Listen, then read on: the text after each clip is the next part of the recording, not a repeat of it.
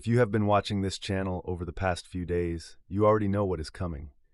We covered the trucking collapse, how thousands of carriers went bankrupt, how Paladin Capital took down over 900 jobs in a single day, how 5,000 to 8,000 trucking companies vanished from the market in 1 year alone.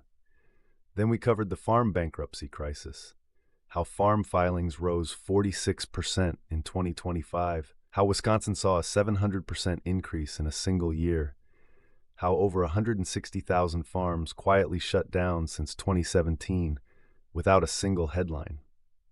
The most common question we got from you in the comments was this: what does this actually mean for the food I buy? Which foods are at risk? What should I do right now? That is exactly what this video answers. Because the collapse of the trucking industry and the farming industry does not stay in a courtroom or a bankruptcy filing. It ends up in your grocery store. It ends up on your receipt. It ends up in your pantry. Or more accurately, it ends up not being there when you need it most. Today we are going over 20 specific food items that are already under stress or heading toward serious price spikes or shortage. And for each one, we are going to give you specific, actionable steps, not vague advice. Let us get into it. Before the list, 2 minutes on the bigger picture. The modern American food system runs on 3 pillars: farmers who grow the food, truckers who move it, and a retail infrastructure that sells it. Right now, the first 2 pillars are cracking at the same time. Farm debt in the United States is projected to hit a record $624.7 billion in 2026. Farmers are not borrowing to grow. They are borrowing to survive. Meanwhile, the trucking industry lost somewhere between 5,000 and 8,000 carriers in 2025. The refrigerated trucking capacity that moves your meat, dairy, and produce is shrinking precisely when farms are producing less. Add to that tariffs on Mexican and Canadian agricultural imports, ongoing avian flu outbreaks, a cattle herd at its smallest size since 1951, drought conditions in key growing regions, and fertilizer costs that never came back down after the Ukraine war began. Every one of those pressures feeds directly into the 20 items on this list. The people who study this, USDA economists, Farm Bureau analysts, freight researchers, they are all pointing in the same direction. The system is under more stress than it has been in a generation, and the foods most at risk are not exotic imports. They are things you buy every single week without thinking about them. Item 1. Eggs. We start here because this one is already happening and most people still do not fully understand why. The average price of a dozen eggs hit $4.95 in December 2025. That is the highest ever recorded, a 65% increase in a single year. Avian flu is part of the story, but not the whole story. Modern egg production packs tens of thousands of birds into confined spaces. When H5N virus breaks out in those conditions, an entire operation can be wiped out in days. Culling the whole flock is the only option. This latest strain is spreading through wild birds mixing with commercial flocks, meaning even free-range operations are not safe. The outbreak is now considered endemic. It is not going away between seasons. It is permanent. What to do? A number 10 can of whole powdered eggs holds the equivalent of 6 dozen eggs with a shelf life of up to 10 years for under $40. You can scramble them, you can bake with them. That is 6 dozen eggs in your pantry for a decade for less than $40. Also, learn your egg substitutes for baking applesauce, mashed banana, ground flax, chia seeds mixed with water, vinegar, and baking soda. The egg shortage is not going away. Build your egg security now. Item 2. Chicken.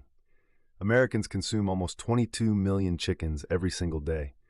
To hit that number, modern broiler farms pack 25,000 birds into 22,000 square feet. One large operation can run 150,000 birds in a little over 130,000 square feet. At that density, one virulent flu strain can knock out an entire region's production overnight. This has already happened multiple times in the past 2 years. The refrigerated trucking piece matters here too. Processed chicken is one of the most transported refrigerated goods in the country.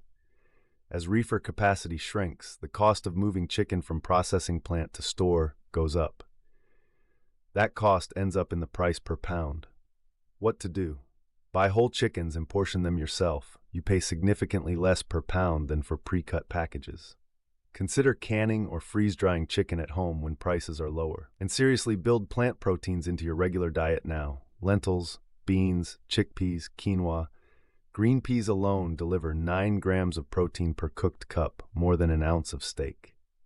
If you build these into your rotation now, a chicken shortage does not hit your household nearly as hard. Item 3. Beef. The American cattle herd is at its smallest size since 1951. That is not a recent trend. It is the result of years of ranchers downsizing because feed costs have outpaced what they can get for cattle at market. Drought has forced ranchers to liquidate herds rather than pay to sustain them through dry summers, and beef cattle take 18 to 24 months to raise to market weight. Even if every rancher in America started expanding tomorrow, you would not see that supply hit the market for a year and a half to 2 years minimum. The USDA is already projecting tighter beef supplies through at least 2027. Add refrigerated trucking pressure on distribution costs, and ground beef at 31% above 2020 prices is not close to finished rising. What to do? If you have freezer space, consider buying a half or quarter cow directly from a rancher. You pay significantly less per pound, skip the middleman, and stock your freezer for months. Learn to can or pressure can beef for shelf-stable storage, and reduce your reliance on beef as your primary protein. The math over the next 2 years does not work in your favor. Item 4. Pork. African swine fever remains active globally. U.S. pork processing plants have already been hit by cyber attacks. One attack in 2021 shut down a significant portion of domestic processing capacity for several days. Labor shortages at processing facilities started during COVID and have never fully recovered, and pork is entirely dependent on refrigerated trucking from farm to shelf. What to do? Learn to cure and salt pork. This extends shelf life dramatically without refrigeration. Vacuum-sealed cured pork products last many months at room temperature. Bulk purchasing when prices are low, and freezing is the most practical option for most households. Item 5. Fish and seafood.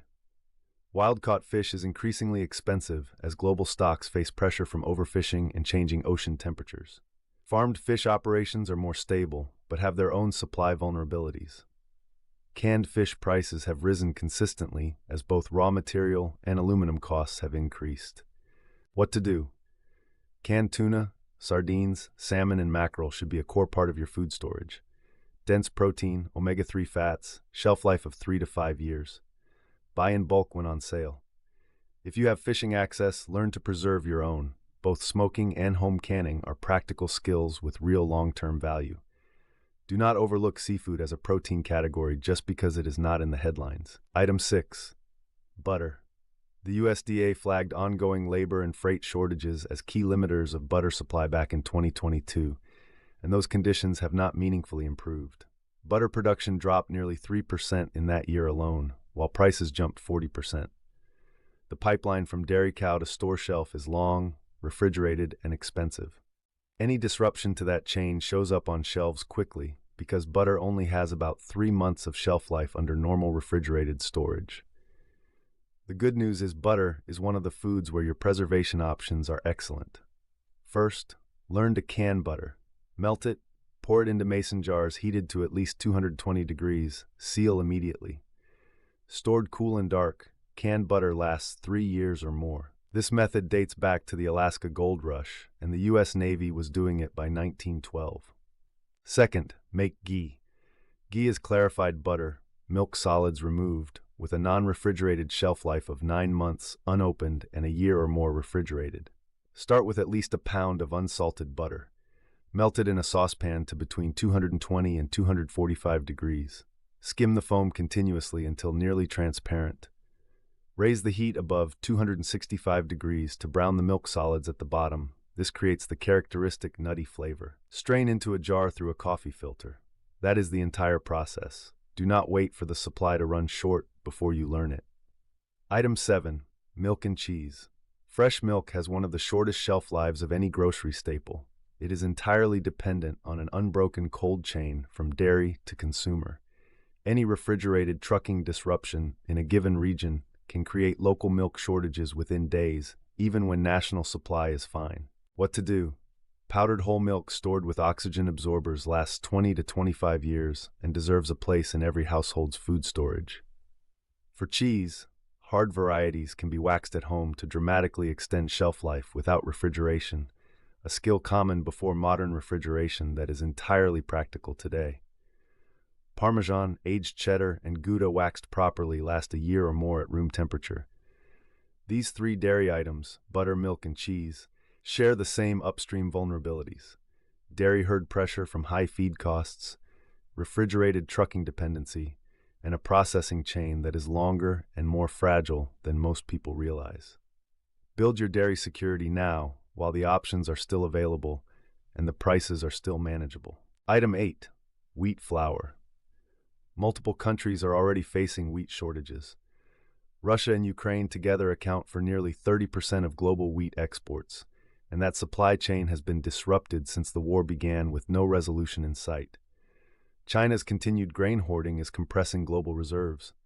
Crop failures from drought and irregular weather are now recurring events, not anomalies. Your playbook here: store wheat berries, the whole unrefined kernel. Stored in oxygen-free containers, they last an extraordinary 30 years. A grain mill is a one-time purchase that lets you grind flour on demand for decades. If you prefer to store flour directly, in Mylar bags with oxygen absorbers, flour lasts 10 years or more. 5-gallon food-grade buckets with oxygen absorbers can push shelf life to 5 years minimum. Know your flour substitutes too. Potato flour, cornmeal, oat flour, buckwheat, and acorn flour have all served as wheat replacements historically. Understanding these alternatives before you need them is exactly the kind of preparation that turns a crisis into an inconvenience. Item 9. Rice. Rice feeds roughly half the global population, and its supply is under more stress than most Americans realize. Several major exporting countries implemented export restrictions in the past 2 years over domestic supply concerns. In the United States, Arkansas rice farmers, the nation's largest rice-producing state, are currently losing over $200 per acre even after government assistance. Farm bankruptcies in Arkansas last year hit the highest level of the entire 21st century. What to do? White rice in sealed 5-gallon buckets with oxygen absorbers has a shelf life of 25 to 30 years. Per dollar spent, it is one of the single highest value items in any food storage plan. Brown rice only lasts about 6 months due to its oil content. Store white rice long-term and buy brown fresh. Item 10. Oats. Oats are underappreciated in a supply disruption scenario. They are cheap, calorie-dense, store extremely well, and serve as both a breakfast staple and a baking ingredient. Canada is the world's largest oat exporter. New tariffs on Canadian agricultural imports are already being priced into oat products at retail. What to do? Rolled oats, vacuum-sealed, or in Mylar bags with oxygen absorbers last up to 30 years. If you eat oatmeal regularly, rotating through a 6-month supply minimum is simple and inexpensive. Steel-cut oats store just as well and have a lower glycemic impact. Oat flour is also a practical wheat substitute in pancakes, muffins, and quick breads, worth learning before you need it. Item 11. Olive oil. This one has already more than doubled in price in many regions, and it is not tariff-driven, it is crop failure-driven. Spain and Italy together produce the majority of the world's olive oil supply. Both have been hit by consecutive years of drought and extreme heat. Olive trees take years to recover from severe heat stress. The supply constraint is at the source, not just in the distribution chain. What to do? Buy and store olive oil now before the next price increase. Properly stored in a cool, dark location, it lasts 18 to 24 months. Diversify your cooking fats. Coconut oil, avocado oil, and rendered animal fats like lard and tallow are all practical alternatives with different but comparable shelf lives and cooking properties. Item 12. Cooking oils broadly. The Ukraine war did not just affect wheat. Ukraine is the world's largest sunflower oil exporter, and Russia is second. Together, they supply a massive share of global vegetable oil. That disruption pushed canola, soybean, and palm oil prices up across the board as buyers scrambled. Prices moderated somewhat, but they never returned to pre-war levels, and the conflict has not ended. What to do? Rotate through a 3 to 6 month supply of your preferred cooking oil. Coconut oil in sealed jars lasts 2 or more years. Lard and tallow rendered and sealed properly last up to a year at room temperature and much longer frozen. These fat sources served generations before industrial vegetable oils existed, and they work just as well. Item 13. Fresh tomatoes. Mexico supplies the overwhelming majority of fresh tomatoes consumed in the United States from October through May. During winter months, domestic production is essentially non-existent across most of the country. New tariffs on Mexican agricultural imports are being priced in right now. Price increases of 20 to 40% on fresh tomatoes are realistic in the near term. What to do? Learn to can tomatoes. A bushel processed and water bath canned gives you 18 to 20 quarts of shelf-stable tomatoes with a shelf life of 1 to 2 years. A single tomato plant in a 5-gallon container on a balcony produces more than most people expect during summer. Dehydrated tomatoes and tomato powder are also excellent shelf-stable options with longer shelf life than canned. Item 14. Avocados. Mexico provides over 80% of the avocados consumed in the United States. This is one of the most import-dependent foods on the entire list. Tariffs on Mexican imports hit avocados immediately and directly. For households using avocados regularly, this is a grocery line item that could easily double. The practical response is dietary flexibility. Olive oil, almonds, peanut butter, and eggs all deliver comparable, healthy fat profiles. Item 15. Leafy greens. Lettuce, spinach, kale. These are among the most perishable items in the entire grocery supply chain. They require refrigerated transport from field to store and have shelf lives measured in days, not weeks. That makes them uniquely exposed to refrigerated trucking disruptions. California's Central Valley produces roughly 2/3 of all leafy greens consumed in the United States. Drought conditions, agricultural labor shortages, and rising trucking costs from California to the rest of the country all press on this category simultaneously. What to do? Grow your own. Leafy greens are the single easiest food category to grow at home. Lettuce and spinach grow in containers on a balcony or windowsill and produce continuously. A small planter box of mixed greens delivers fresh salads for months with minimal effort. Freeze-dried spinach and kale are also excellent shelf-stable options. Add them to soups, smoothies, and cooked dishes year-round. This is one category where the gap between what you can do yourself and what the supply chain delivers is smallest. Item 16. Citrus. Florida once produced the majority of American domestic oranges. Citrus greening disease has devastated that industry over the past decade. Florida's orange crop is a fraction of what it was 20 years ago. California citrus has partially filled the gap, but faces water access challenges. Orange juice is already up 42% since 2020. And because domestic citrus production is structurally impaired, not just temporarily disrupted, there is no clear path to price relief. What to do? Freeze-dry or dehydrate citrus during peak season when prices are lowest. Dried citrus zest stores well and adds flavor and vitamin C to cooking for months. Vitamin C supplementation is a reasonable preparedness measure. Learn which locally grown fruits in your region provide comparable nutrition. Apples, pears, and berries can substitute for citrus in a diet if you know what you are doing.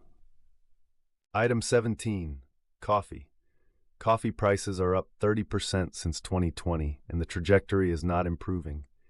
Brazil and Vietnam together supply roughly 60% of global coffee production.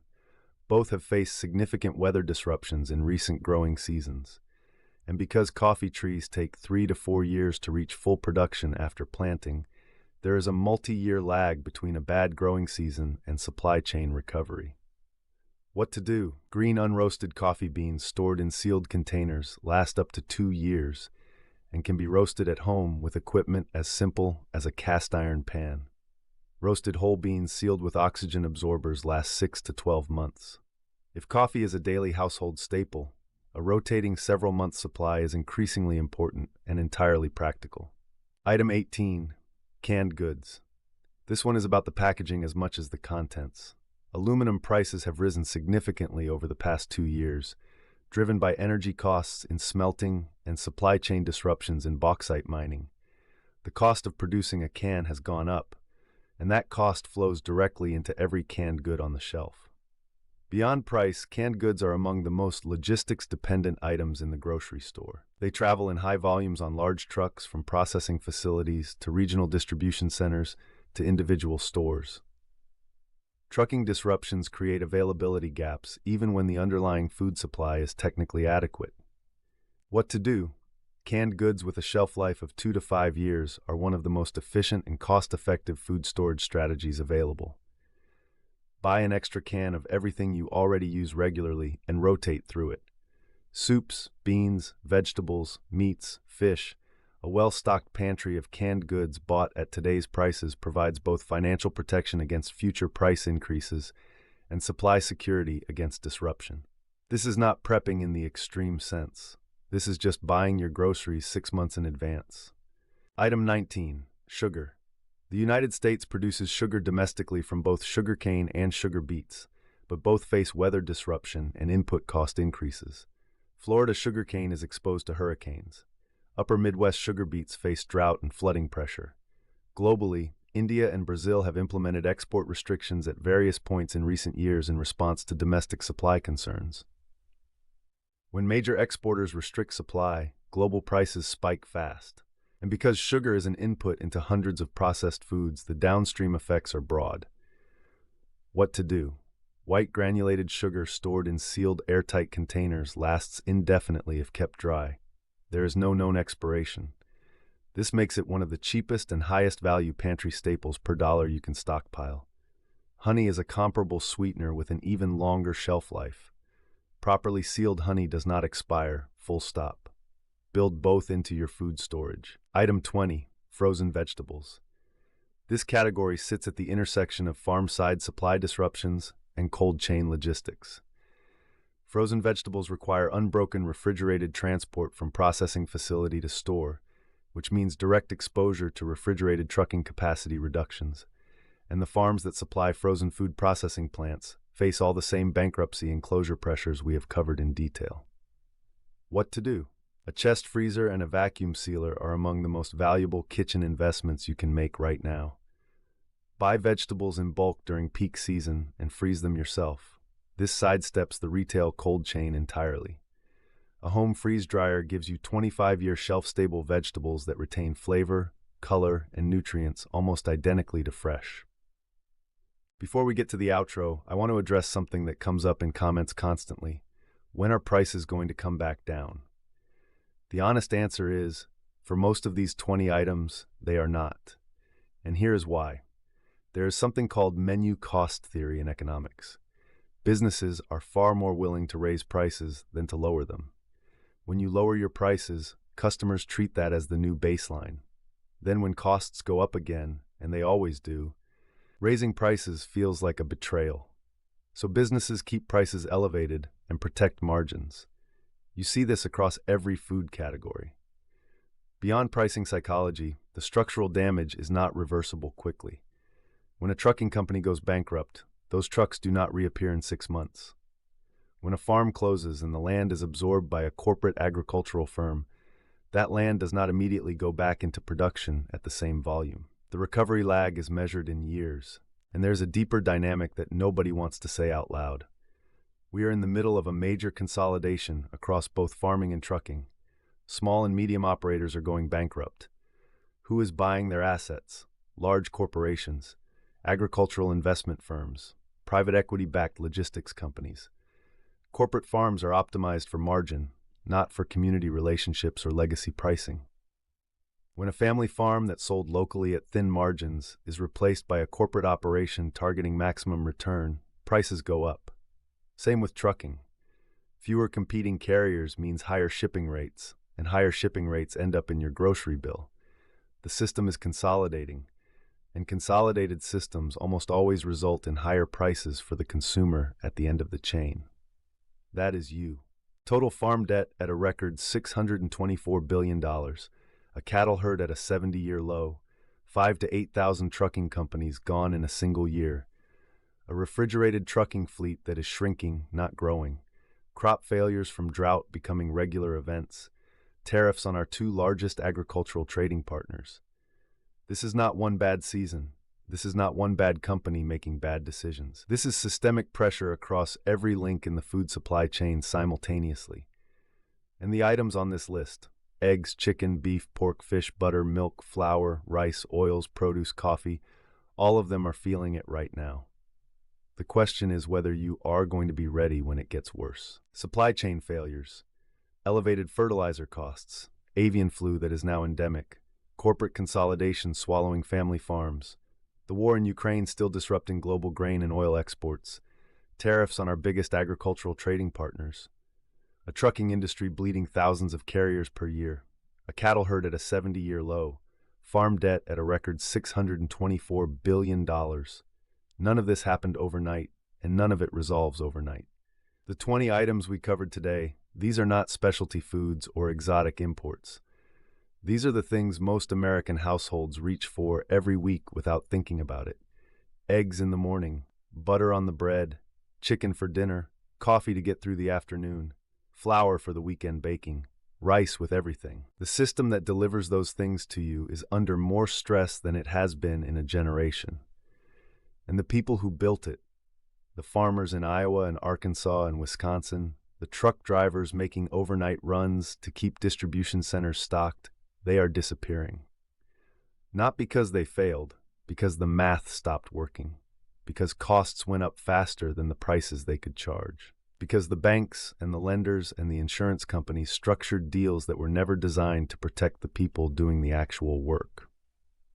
What you do with that information is up to you. You can start small, an extra can here, a bag of rice there, a jar of powdered eggs on the shelf.